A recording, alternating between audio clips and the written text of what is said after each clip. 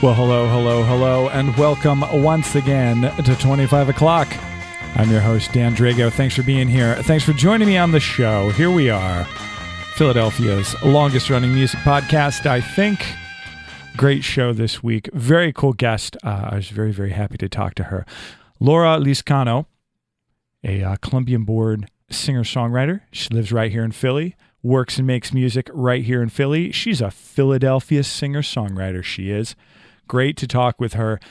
If you've been listening to the show consistently through time, you might recall her name coming up back on episode 154. I used one of the songs from her new record in the live stream that I then resurrected and made better. So you check out episode 154 for one of Laura's songs, plus many other songs as well. We'll talk more about Laura in just a moment. But as always, if you're old to the show, new to the show, medium to the show, you should check out 25o'clockpod.com. That's where you can go. All the things are there, all the digital website things. You can find all the episodes for streaming and for downloading. You can sign up for the mailing list, find me on Facebook, Twitter, Instagram, all that stuff. You can check out the Friends and Neighbors page. That's where I link anyone and everyone who's ever been on the show. So if you like an artist, you like what you hear, and you want to do more about it, go to the Friends and Neighbors page, 25o'clockpod.com, and do more about it. Yes. Let's talk about Laura. You can find her new record. It's called Heart. You can find it at lauralizcanomusic.com or lauralizcano.bandcamp.com. That's Lizcano, Lizcano, Laura Lizcano. The new record, it's called Heart. It was recorded at Rittenhouse Sound here in Philadelphia, mixed and mastered by Michael Cumming, who's been on the show before. And we talk about Michael a little bit in the conversation. Outstanding record, especially if you like sort of a, not traditional jazz, but sort of leaning in the jazz vocalist, singer-songwriter type of direction. You will definitely like this record. And we talk about that too. We talk about all the things expected from jazz vocalists, particularly female jazz vocalists. Laura's got a lot to say. Really, really outstanding conversation. So I'll stop telling you about it, and we'll just go do it. We'll go to my conversation with Laura Lizcano here on 25 o'clock.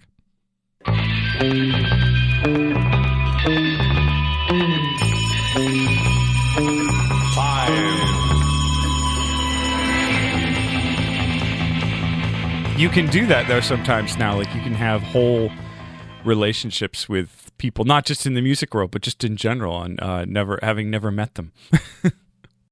Yeah, and it's funny how it took COVID to, like, kind of normalize it, but I don't think it's that strange, just because it's, like, I think of so many business relationships that just happen even just through email. Like, I'm specifically thinking of, like, bookers, like at different venues where, like, you just never know who they are, and it's like this mysterious figure. Like, for me, one of those is Alan at Chris's Jazz Cafe. Like, I don't think I've ever met or seen. I don't know. I have no idea what he looks like. All I know is that his name is Alan, and that's who you email if you want to play a show at Chris's. It could be more than one person, and they could all just operating under like the moniker of Alan. Maybe it's been Alan for like 50 years, but like it's just changes. It's like the Pope, only Alan.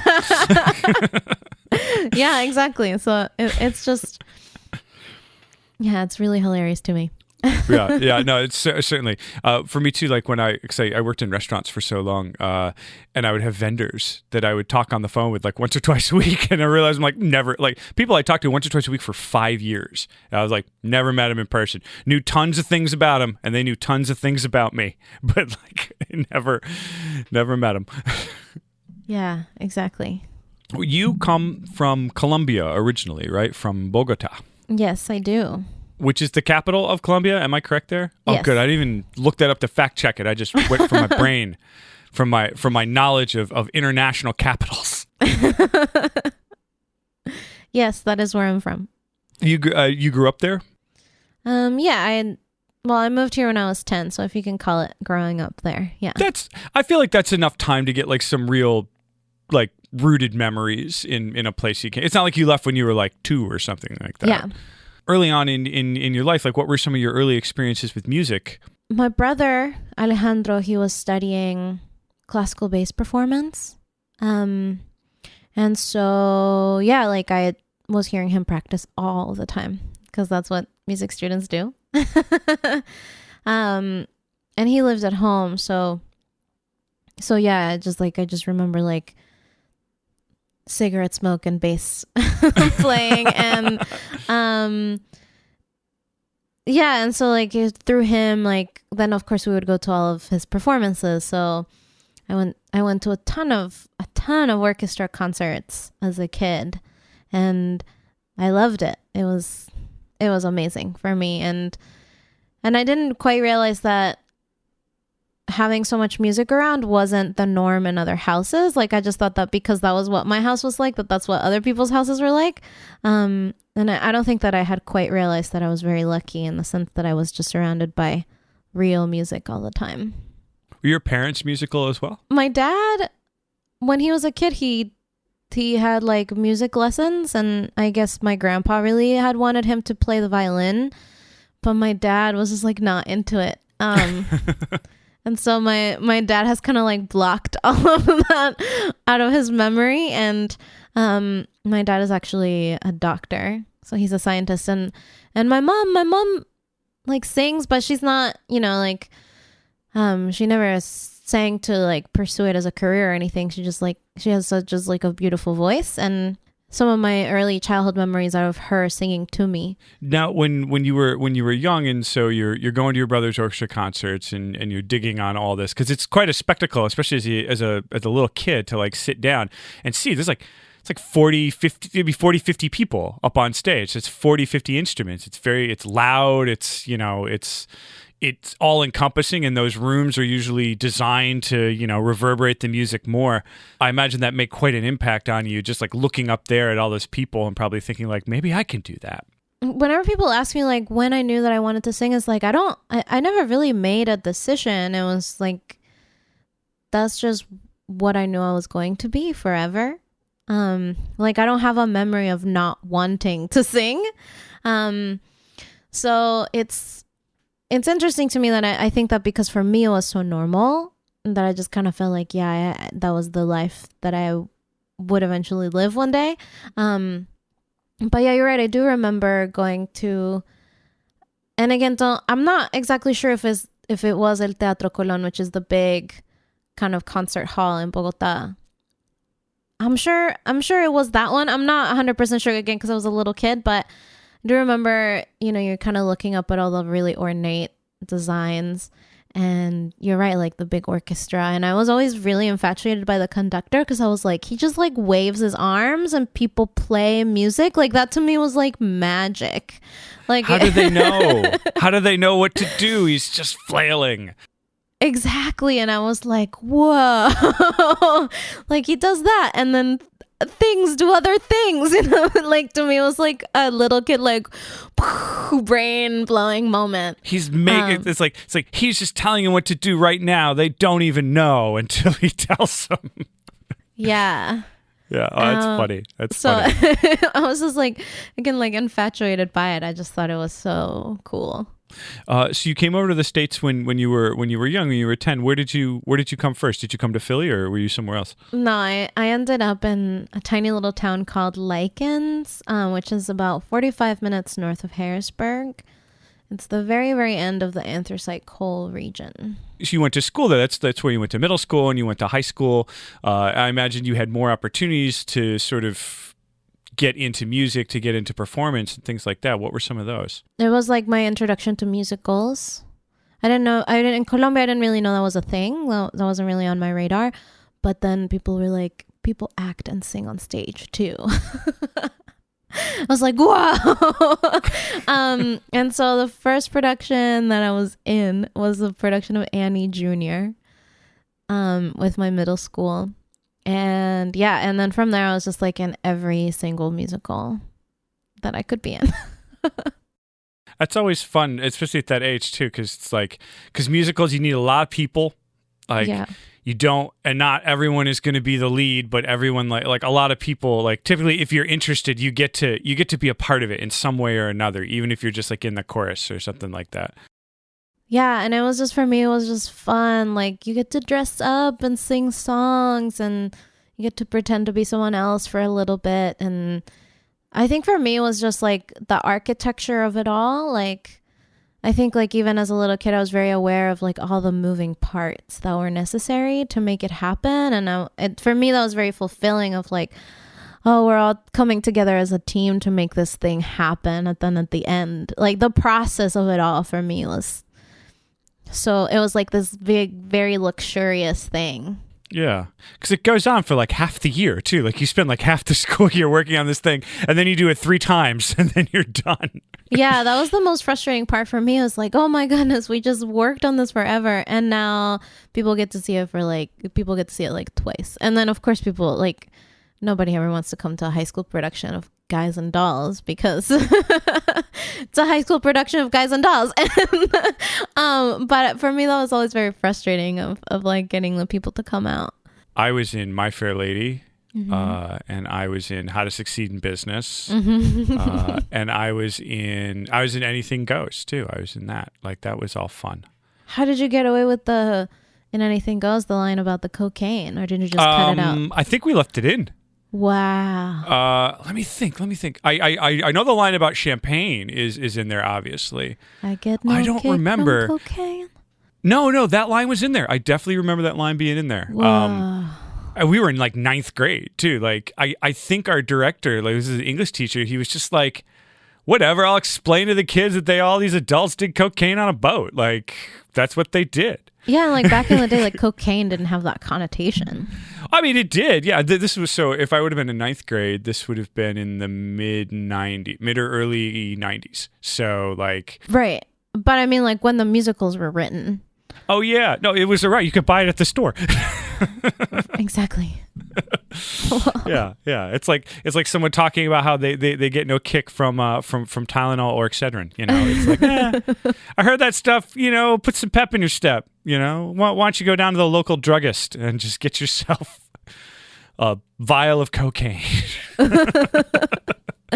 It's like the 5-hour energy. Yeah, well, I mean, I think both are equally harmful. Both are harmful. I think cocaine probably more harmful than 5-hour energy. But no, that's yeah. No, that I never thought about that until you just said that. I'm pretty sure we left it in. Yeah, I think it was just part because that's. I mean, Cole Porter wrote some racy lyrics. Like he wrote some pretty, some pretty interesting stuff, and I think we just did it. Lots of double entendre stuff. But yeah, like that musical is it's full of double entendres. It's full of people like sneaking around and lying. I've actually never seen the musical, but I know all the songs. Yeah. All the songs are great. I mean, yeah, because they're all sort of standards. They all kind of like, because they all show up in like the real book. Like they all show up in jazz. So people sing "To Lovely" and "You're the Top" and "Let's Misbehave" and all those others. We didn't do "Let's Misbehave." There was a different song instead of "Let's Misbehave." Oh, shame. I know, right? I can't remember what it was. No, I do now. Okay, so in the revival, this is funny. I'll see how much of this I edit as we kind of go down the history of Anything Goes. In the revival, and I don't know if this had anything to do with subject matter or had something to do just with songwriting credits. I mean, like you know the history of that stuff that's like so fraught with whatever. But because "Let's Misbehave" is sung by the British guy who's like falling in love with the girl that's like they switch. Like he's falling in love with the jazz singer. Like with the performer. Like that's his deal. So instead of singing "Let's Misbehave," which is like, hey, we shouldn't be with the people that we're with, we should be with each other, let's misbehave, he sings a song in the revival about how he's not just a stodgy British guy. His great-grandmother once stepped out with a gypsy, and so therefore he's got some gypsy in him, and so that's why, he's not gonna do the things he's supposed to do. I don't know which one is more offensive. I think maybe the second one is. That's what we did. Weird. That's the one we did. Isn't that weird? Wow, what a weird thing for the storyline to go. It's just like this, like weird side piece. It's like when you're watching like kind of hackneyed television or like a hackneyed movie, like something that's like really like broad, and they'll throw in a character attribute just simply to explain something that's happening, and then they never talk about it again. Yes. That's what they did right there. I don't understand why we didn't do Let's Misbehave. I don't know all the lyrics to Let's Misbehave, so like maybe there's some stuff in there that like they didn't want to do. Instead, we would sing about gypsies. I don't know. I don't even know the lyrics to Let's Misbehave, so I don't. Yeah. I can't like back you up on this one. That's okay. That's okay. Wow. Just going down the rabbit hole on Cole Porter's Anything Goes. Cole Porter. But that's my fave. Yeah. Where did you end up? You went to Temple, right? Yeah. What was sort of your decision making to go to Temple? Well, I didn't have any actual like vocal training before college, but I really, really wanted to sing, and of course wanted to make a career out of it. And so the thing that made most sense for me at the time was to pursue a jazz degree, because I was familiar with some of the rep, and also because I didn't necessarily need to be like the most technically proficient singer to get into like a good program. And I think I actually kind of landed in it just totally by luck. Like I auditioned at like Berkeley and UArts and Temple. Really, those were really the only three schools I auditioned at, and I was accepted at all of them, but I'm very grateful that I didn't end up going to UArts or Berkeley, and that I was able to get like kind of a really well-rounded education at Temple.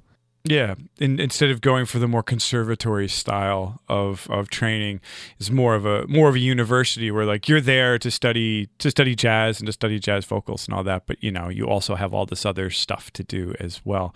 Yeah. What was it about particularly like jazz or the vocal styling? Was that something that like already spoke to you beforehand, or was it something that you gained more appreciation for as you went into the training? I think it's a little bit of both. I had been in like some jazz choirs like in high school, and that was a rep that I felt a bit more connected to, and I was really interested in the whole aspect of improvisation and very infatuated by like how that even worked. And yeah, and I think also it was like the one thing that was different about me from everybody else, that I felt just like, when you're a teenager, you just want to be like unique in yourself. So I think that was also part of it. And also like I didn't necessarily want to be a classical singer, and I knew that I wanted to like eventually write songs and do more of a pop style. And for me, it just made more sense to go into a jazz program. Also, I wasn't very aware that contemporary programs were a thing. And so like that's what made the most sense for me at the time, I think. Well, it sounds like sort of a best of both worlds, because you get the rigor and you get the technique and all that, but then, jazz and pop, especially in the earlier, like in the earlier 20th century, were almost hand in hand. Like they were pretty much the same thing. Yeah, they're the same jazz thing. Music was dance music, was pop music. And then, so you're at Temple, and this is something I often ask people who went to school for music. I didn't go to school for music, but I'm always curious with the people who did. There's always some really important tenets that you learn, when you're there, obviously, aside from like technique and, things like that. There's like certain things that you learn that can kind of like become sort of central to how you're going to go about, having a career, writing music, making songs.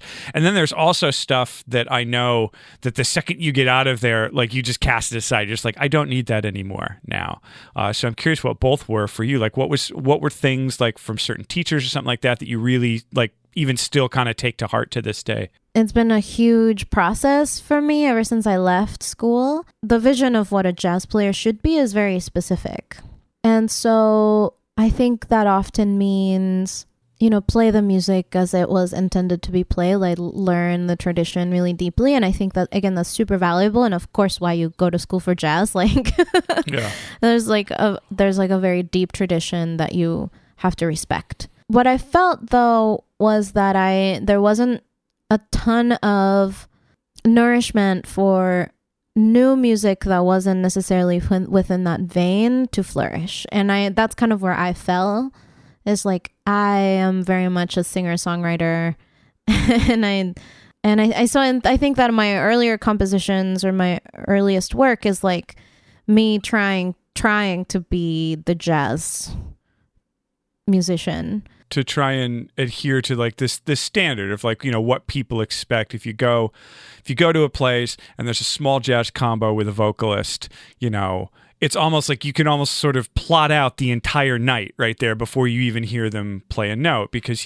I talk about this with some of my other friends who are jazz musicians, who talk that like it's great that it's in the curriculum. It's great that there are places people can go to like really dive into the history, because it's a rich history that goes on, you know, back even before like, you know, the 30s and 40s. It goes all the way back into the late 19th century. But they also feel that these departments sort of leave a lot of things by the wayside, and even sort of like kind of take some of the bite out of, you know, like the really adventurous eras and times of jazz to make it, you know, sit in a curriculum. Yes. And so for me, after I left college, I was like, all right, it was like a huge exercise for me to learn that now I could really do whatever I wanted, and nobody, like like my professors couldn't judge me anymore. And so I feel like that for me was what the record was all about. It was just kind of me getting more comfortable with the idea of me being able to do whatever I wanted, really. Also, I think as a woman in the jazz department, I think, and I speak about this very carefully because it is a subject that should be treated with lots of care. But I do feel like many jazz departments are kind of facing this issue of not treating their female and non-binary students in the same way that they treat their male students. And I think for me, part of it is that it's embedded in the tradition. This kind of really misogynist attitude, very male-dominated attitude about how the music should be played. This idea of like the great man, right? Of Miles Davis, John Coltrane, Duke Ellington, whatever. We could go on and on and on about how the greats are great. And yeah, that like musically, for sure, 100% musically they're great. But what we don't talk about is the toxic masculinity that they brought. Oh, sure. They ran their orchestras like boys' clubs. They were, you know, it was almost like being in a fraternity. Yeah, and how women and non-binary people have been left out of the history of the tradition, and how at the end of the day that's actually really harmful, because it's not like they weren't there. They exist, right? Like, and also the way that we talk about women in jazz is very much like the whole narrative that we have around people like Nina Simone and Billie Holiday is that their lives were very tragic and that they were horrible people and all this, right? Like we focus on the trauma of their life and not on the music. And for men, we do the opposite. Whereas like we talk about how amazing Miles Davis was, but we never talk about that he was an abusive husband.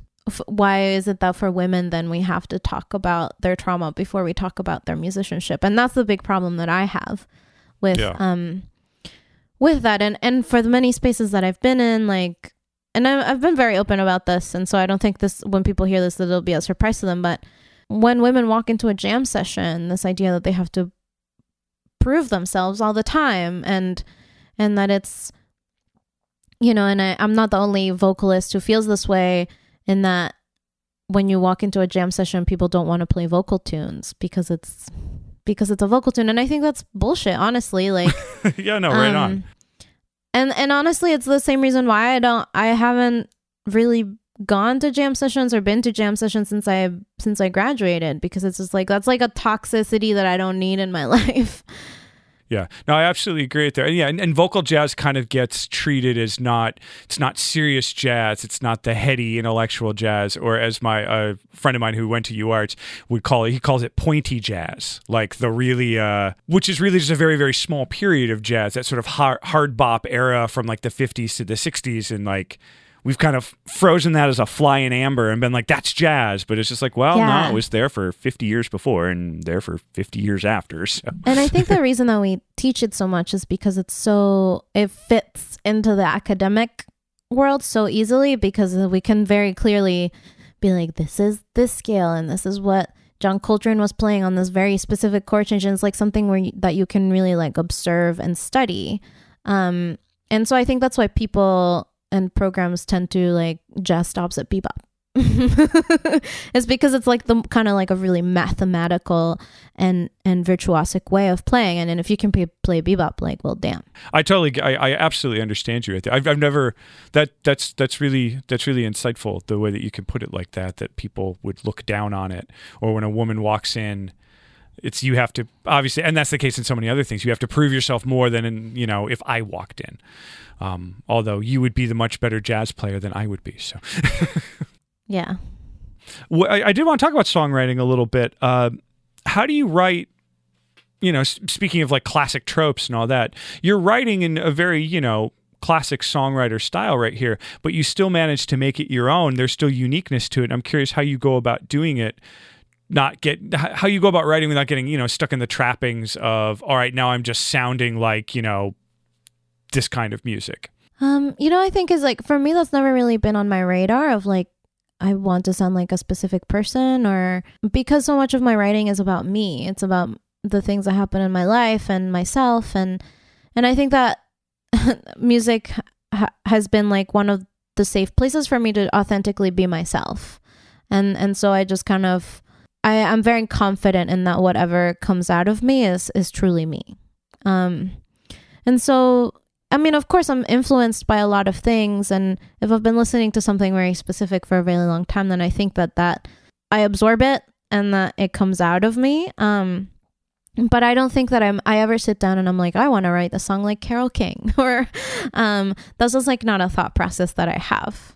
Because it can get tough when you're writing this, like, because it's this very classic standard style right here, and I think your music fits very well into that, but still not trying to just like put it on like it's a costume, you know what I mean?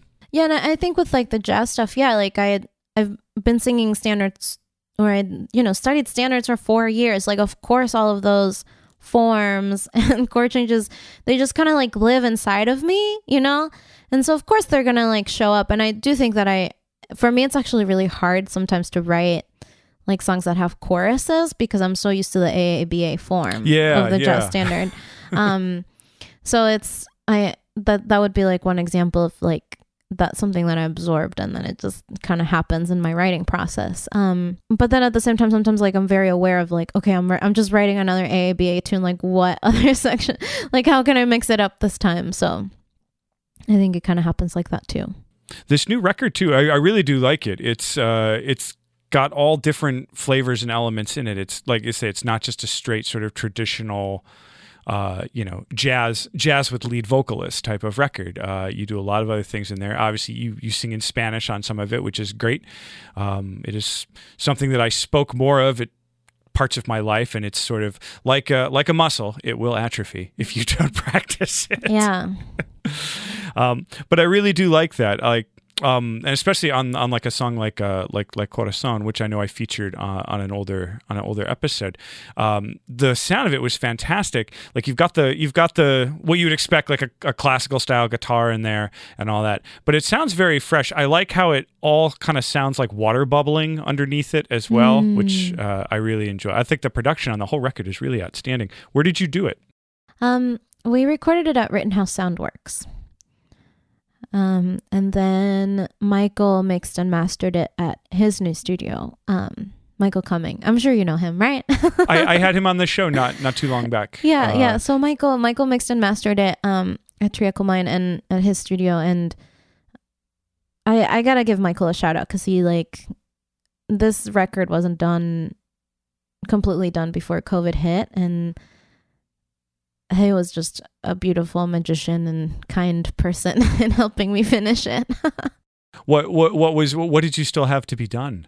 We still had, everything was pretty much, all the mixes were done. We just had to finish some mastering. And I think I had like one track that I wanted one of the mixes to be tweaked in some way. Anyway, but again, like everybody's lives fell apart. Yeah. And like, I was like, I just lost all of my work. And it took me a minute to kind of re-emerge from that chaos and then be like, oh wait, like I have a record that I haven't finished. And so it was hard to like remotely be doing this because we were basically just communicating through email, but Michael understands what I like, and he's just like, even from these emails, he's just like able to pick up exactly on what I needed. And yeah, he's great. Hire him. Yeah, absolutely. He's a great producer, and his partner too, Sophie, amazing vocalist and piano player as well. Great. So he's got good influence just in the home right there. Yeah, yeah, exactly. No, he's a great producer, and he's one of those, in the spirit of really good producers, a very humble guy who just listens to stuff and says, "What do I need to do to make this better, but not like leave my fingerprints all over it?" I think I think that's always the good sign of a good engineer and a good producer right there, is that he makes it sound like it was your idea all along. For me, or what I really love about working with Michael, is that I really do feel his like respect. Like I never feel like I have to fight for my ideas. And so that's a very beautiful thing. Who else played on the record? So we have Joe Plowman on bass, Silas Irvine on various key instruments, Dariel Peñasek on guitar. I was making sure I'm not missing anyone. Gustin Rudolph on drums, Andrew Carson on trumpet, Sam Bischoff on the saxophone, and Nick Lombardelli on the trombone. Where did you find all these people? Are they a lot of Temple Jazz grads? Yeah, all of them except Gustin. Yeah, are Temple guys. Yeah, and you'd played with these people before in some capacity. Yeah. Oh, that's right, because you sang with Temple Big Band. I did. Which is like a remarkable thing. I didn't know Temple had a big band until someone told. I think until I was reading about you, and I think I even said it on mic. I was like, I didn't know Temple had a big band, but here we are. Temple has multiple big bands, but that's like the big band. What's that like, singing in front of? Because it's one thing to sing in front of small combos, like 3, 4, 5-piece combos, and then it's another thing to sing in front of like, because how many people are in a big band? It's like anywhere from a dozen to way more, right? It's very difficult because you're always fighting with the horns, and like I was also never good at it because I'm not that kind of like, I'm not like an Ella Fitzgerald type vocalist, and so I was trying to do something that I wasn't built to do. Yeah. And it can be very fun when all the elements are right.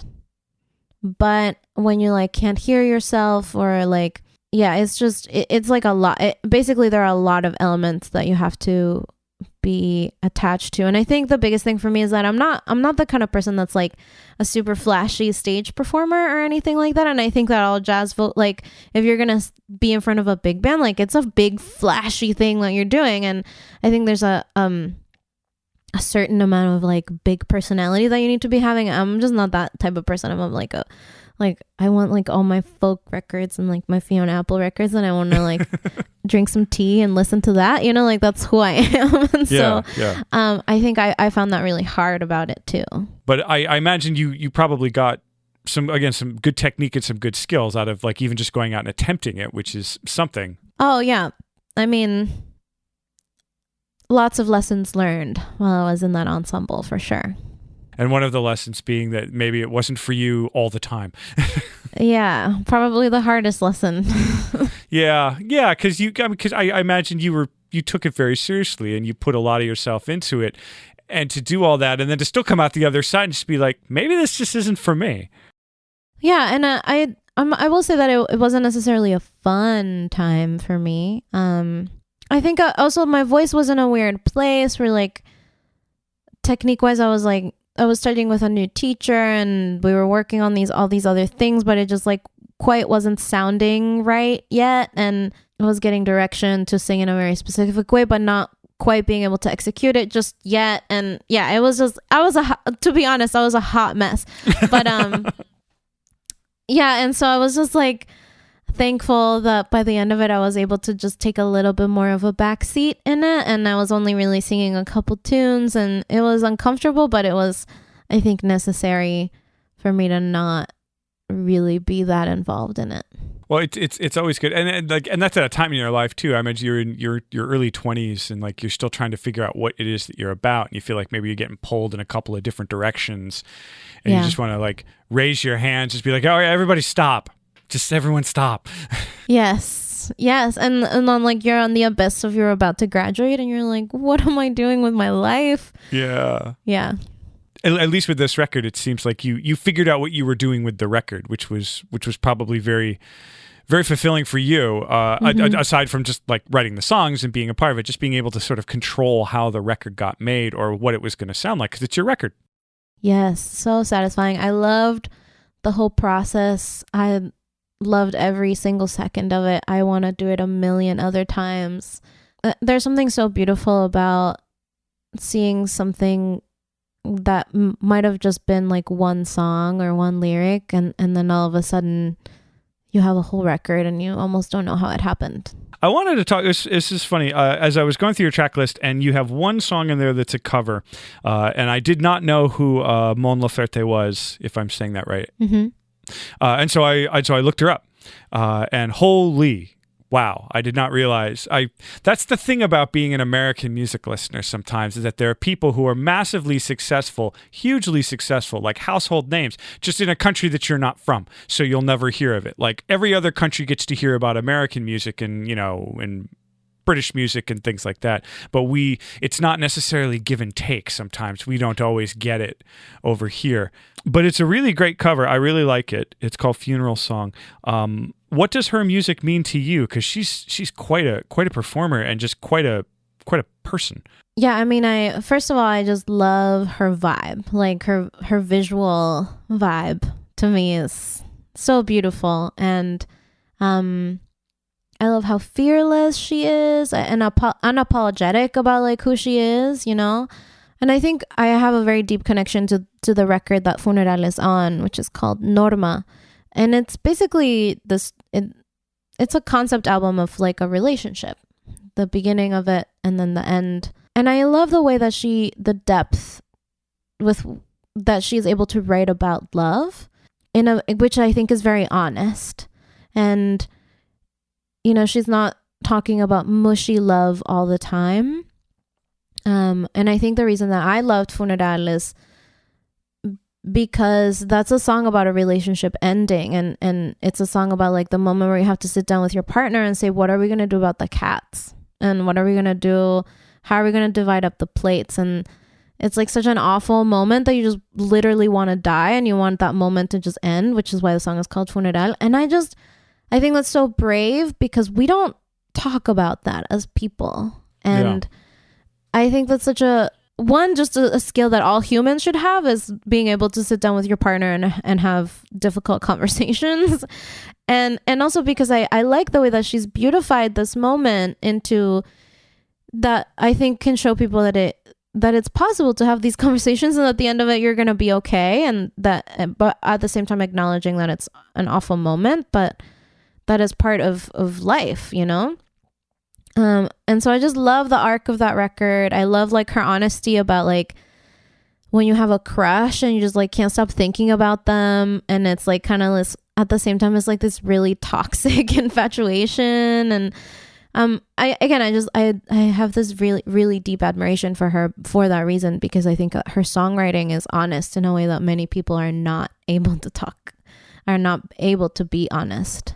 And her fearlessness seems, just from the very little bit that I read about her today, her fearlessness definitely seems to spill over into her activism life too, and in protesting, and some of the things she's done publicly and all that. It's just remarkable. She's a remarkably fiery political woman, as well as a incredible singer, and she's like a film and TV star in Chile too, right? She's in Mexico right now, Mexico City, which, by the way, is like a huge, huge music scene right now. And she's kind of like one of the big people there right now. She's more than just like a musical artist that goes out on tour. Like she's an icon.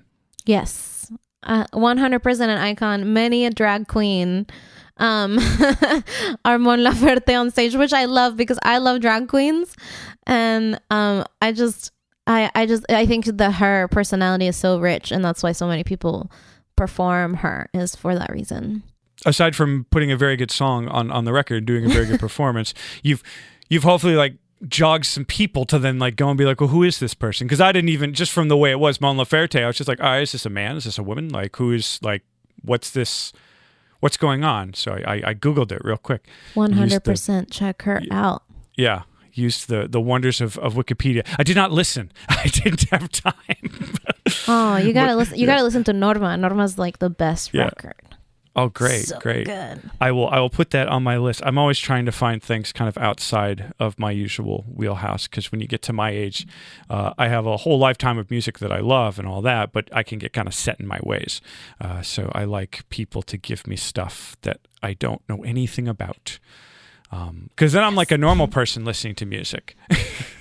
Yeah, and I think actually that's been like one of the very satisfying moments for me of quarantine, is like I'm like enjoying listening to records again. And yeah, and it's just been like, because now I have time to like sit on the couch and listen to a record. It's so weird how like before I was so on the go or whatever that the only time I got to listen to music was on my car while I was stressed out about whether or not I was going to make it to my lesson. You don't always associate music. Like if you can't associate it with calm, then like maybe it's, you don't love it as much as you think you do. Yeah. And I imagine too, studying and all that, like so much of the music that you're listening to was all, for academic for purposes, for reference and things like that. I went to school for English and literature. So everything I read was for school. And for a while I forgot how to just read a book because I like to read a book. And I'm sure that happens with music students too. You forget what it is. It's like, I'm just going to put this on and enjoy it for the aesthetic things that it is. Yeah. But I think that's also like, that's like the great tragedy of art school in general. It's that we get so bogged down on this idea that it has to be perfect. That doesn't exist, and like the great masters that we study, or, they weren't thinking about perfection, or they weren't thinking about this, like maybe sometimes they were, like John Coltrane maybe or something, but like this very kind of like specific nitty-gritty brain stuff. It has been really freeing post college to like kind of realize that. And I think of I don't know, like I've been really digging reading about John Cage lately, and there was this one piece where like recently they finally made a chord change on it or something, like they had to switch out the pipes in an organ or something somewhere in Germany, and it's like the slowest piece to have ever been performed ever, and like the ending of it will happen in like 2070 or something like that. And I'm like, that is brilliant, because it's like, it's not for the weirdness of it, it's to teach people about patience and process. To me that's so beautiful, because like, yeah, like making art is like, the goal is not to make perfect things, the goal is to go through the process and to hopefully like put things out that inspire other people as well. Yeah. And to just finish it. Like that's always the thing. I know everyone gets bogged down, regardless of what it is you do, whether you write songs or you write, books, or you paint, or you take photographs or whatever, like any sort of artistic expression, like you can get bogged down again in perfection, or I often call it a simulated perfection, in that, again, it doesn't exist. It's not real. It's a construct. And there's always the saying that the enemy, was it the enemy of the finished is the perfect, or something like that. Like you'll never finish it. It's never going to be perfect. Yep. Yeah. I'm a big fan of just being like, I'll put it out. Let's see what happens. Yeah. Look it. Yeah, exactly.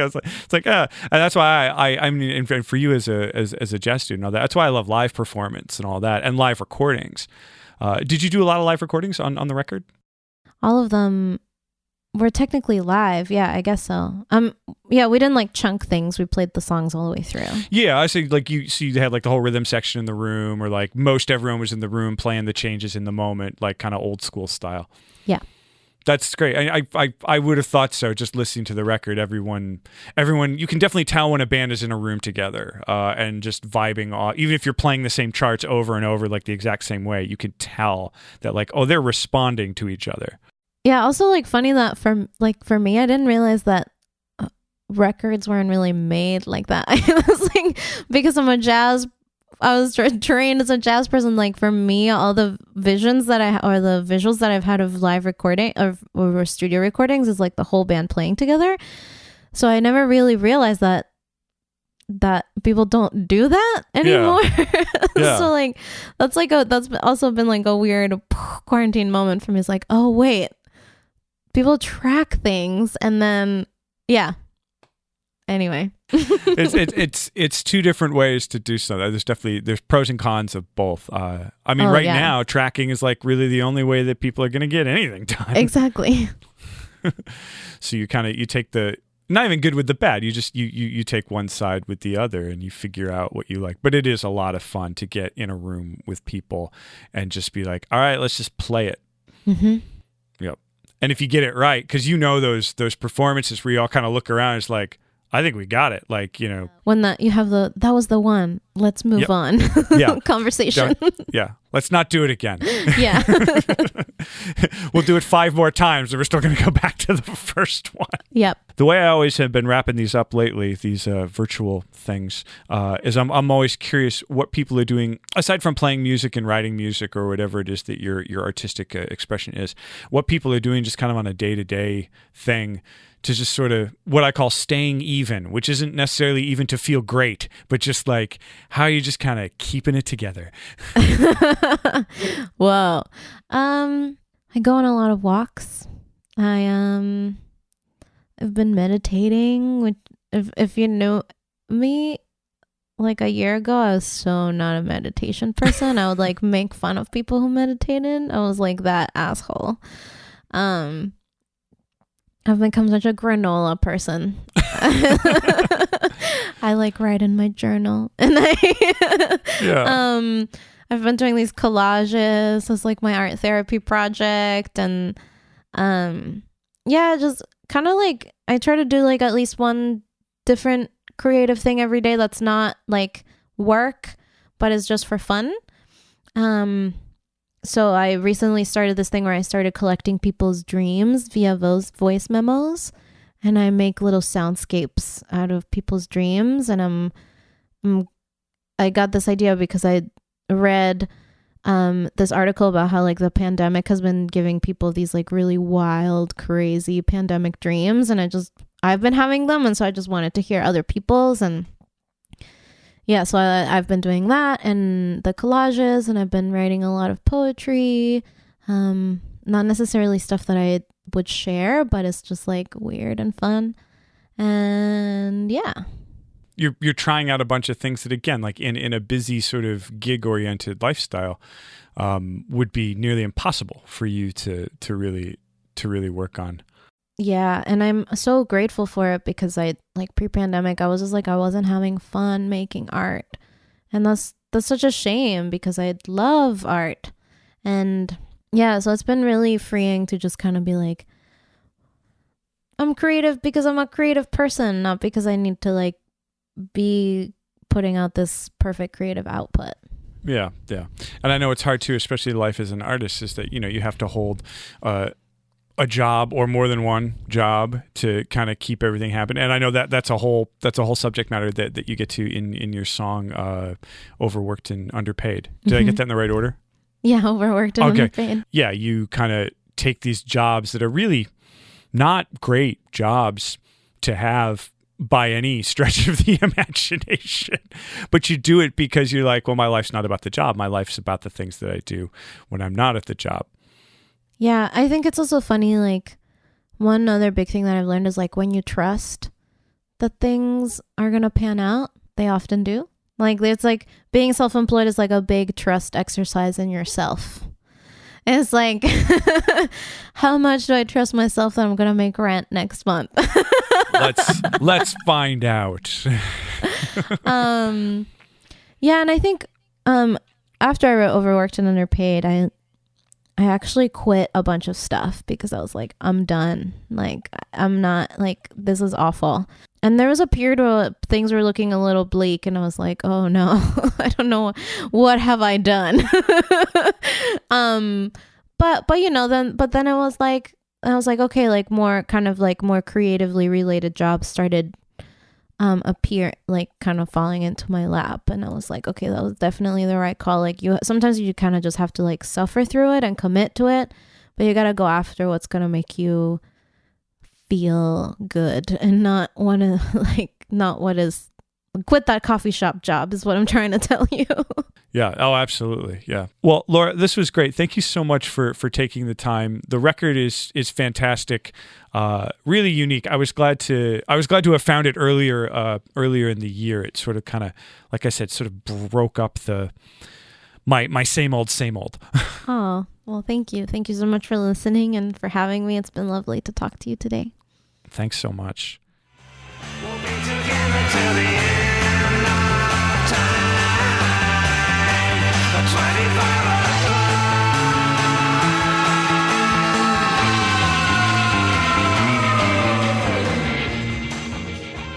Well, that's the show for this week. Thank you so much for listening. Thank you, Laura, for talking, for having great things to say, for having a great point of view, for talking about weird Cole Porter stuff with me. It was a good time.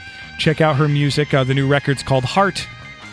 You can get it at lauraliscanomusic.com, lauraliscano.bandcamp.com. Those are the places you can get the record. It's a great record. You're going to want to listen to it. It's a good, like cooking record. I don't know why I just thought of that comparison right there, but I definitely, as I was listening to it in preparation for our conversation, I definitely had it on in the kitchen more than once. So, hey, Thanksgiving's this week. You're cooking for your family. You want to go get yourself Heart by Laura Lizcano and put it on while you're cooking. I'm going to leave you with a track from that very record. Going to leave you with a track that we talked about. Towards the end of the conversation, you hear us talk about the song Overworked and Underpaid, and I feel that that's an appropriate song to play right now. So check it out from Laura Lizcano's Heart, a song called Overworked and Underpaid. My name is Dan. This is 25 o'clock, Philadelphia's longest running music podcast, I think. Until next time, take care of yourselves.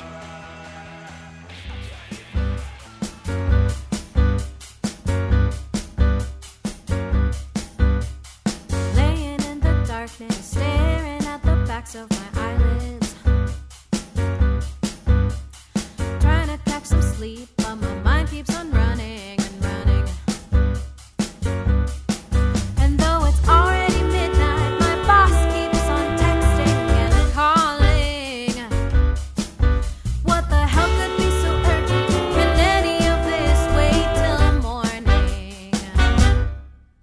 There are millions of things left on my list, things I will never complete. And I don't mean to complain, oh, but I'm spread too thin. I can't keep living this way.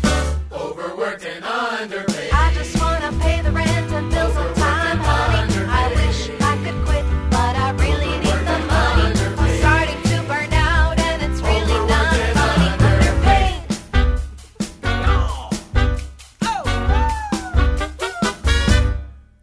Tell me, why do we act like we've all got our shit figured out?